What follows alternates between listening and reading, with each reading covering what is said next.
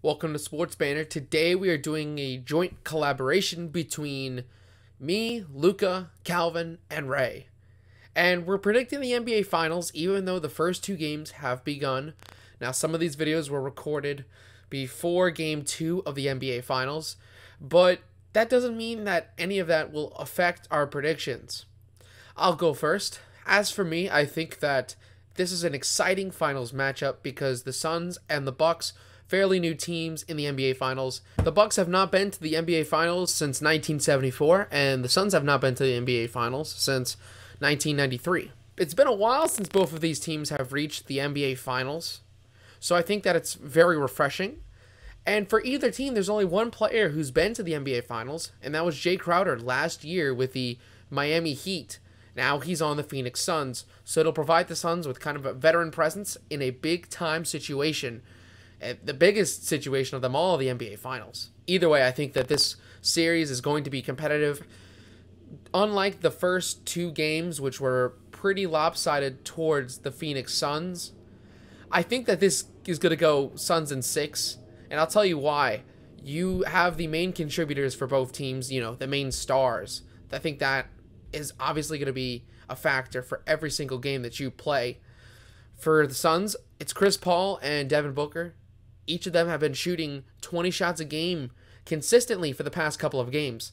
So they are high-volume players in terms of shooting, and Chris Paul always gets the offense in control, in rhythm, as well as dishing out pretty much 8 to 10 assists a game. So Chris Paul is the ultimate conductor in his first NBA Finals appearance in his career. And on the other side, you have the Bucks, the two-time MVP Giannis Antetokounmpo. Game 2, he had 42 points. So he really is showing out, even though he's maybe 70% healed from his hyperextended knee in that matchup against the Atlanta Hawks. Either way, I think that Giannis has proven in Game 2 that he's going to be good for this series. And that really puts more confidence in my Suns in 6 that I predicted at the beginning of the finals series. And again, the other star that you'd probably consider is Chris Middleton being the second option. He has come up big in games, especially that Giannis had not been playing. The game after Giannis was injured and out for the series against the Atlanta Hawks, Chris Middleton really picked up the slack for this team, as well as Brook Lopez. But Brook Lopez is a whole different story, giving a vintage Brook Lopez performance to help them in one of those wins in the series against the Atlanta Hawks. But besides the two star players on each team, I think that the supporting cast is going to be the deciding factor and what puts the Suns over the edge.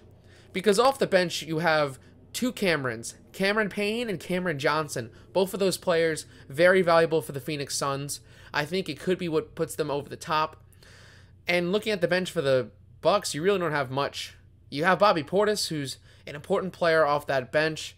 But besides that, you have Pat Connaughton, who's been pretty good, but I feel like the bench is unreliable past that point. Plus, I think Bobby Portis and Pat Connaughton are not as good as Cameron Payne and Cam Johnson for the Suns. So that's what it really comes down to. Even the starters for the Suns, you have DeAndre Ayton, the former #1 overall pick, doing a great job defensively and really picking in rebounds for this team.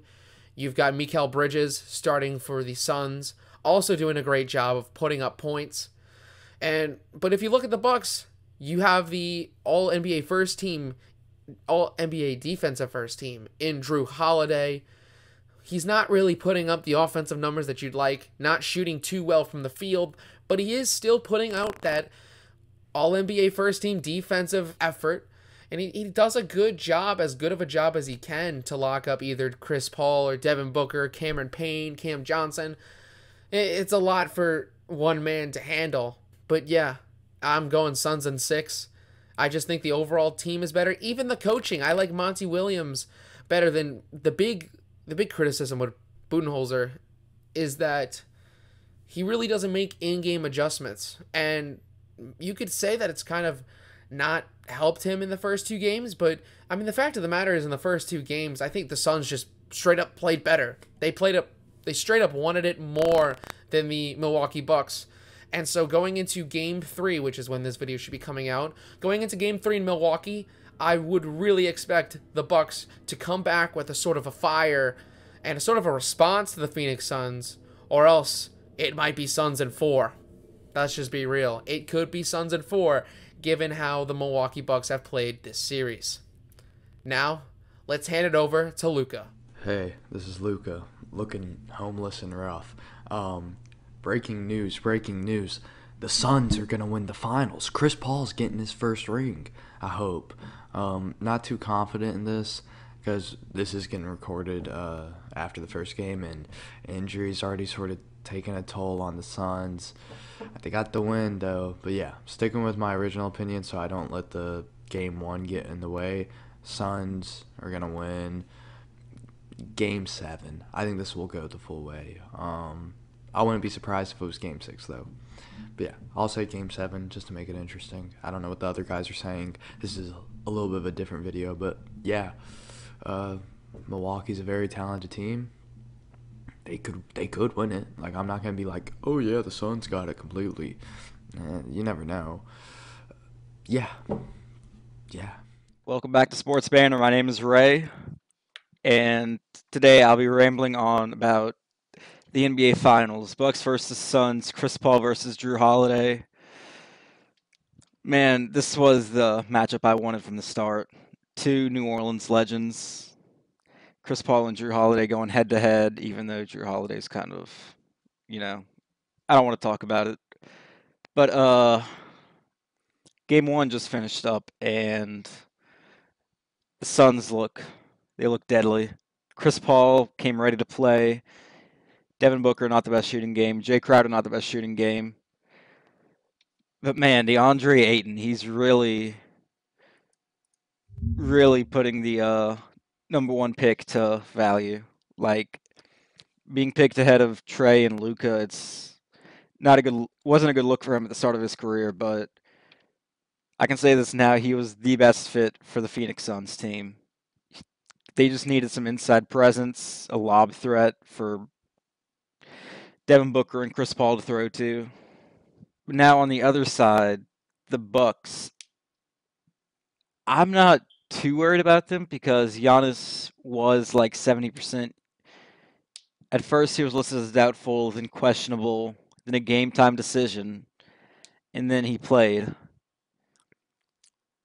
So he clearly wasn't 100%.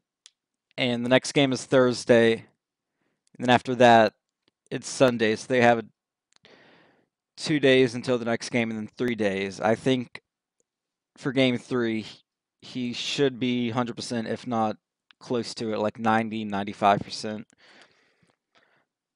But Coach Bud, he's got to fix some of these matchups. You do not want Bobby Portis or Brook Lopez on Chris Paul and Devin Booker. I think that's a big problem for the Milwaukee Bucks. It's like, I get you want to have Giannis on Ayton because you didn't really have any defenders to bang him up in the post.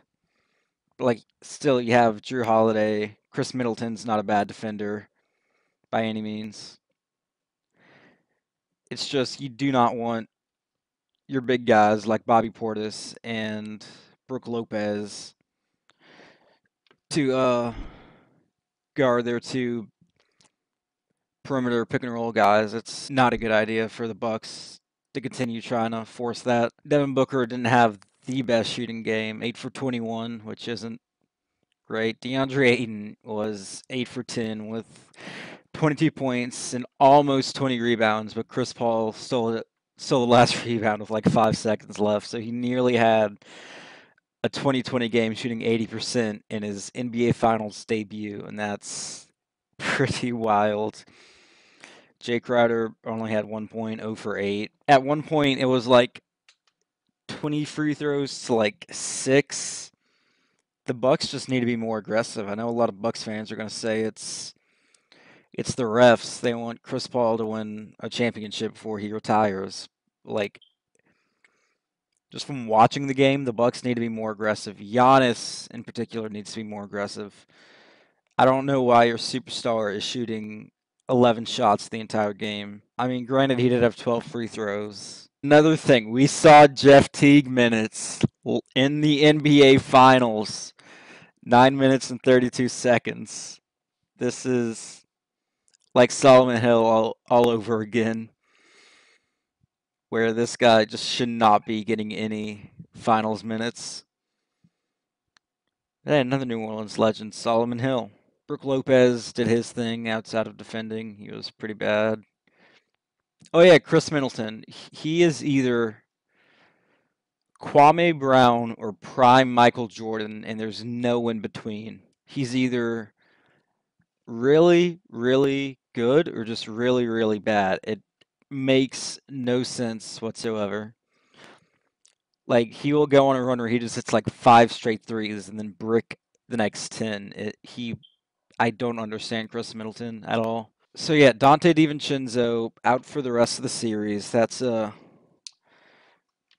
really tough loss for the Bucks because he's really just a 3-and-D guy, and that's what you need in this series to try to slow down Paul and Booker. I just want to say one last thing. It is poetic that the past 2 teams Eric Bledsoe has played on are in the NBA Finals this season. Remember when he tweeted, "I don't want to be here talking about playing for the Suns"? I wish he was back there now instead of in New Orleans, because we're a poverty franchise. Well, that'll be all for me. I'm going to stop rambling. So, see ya.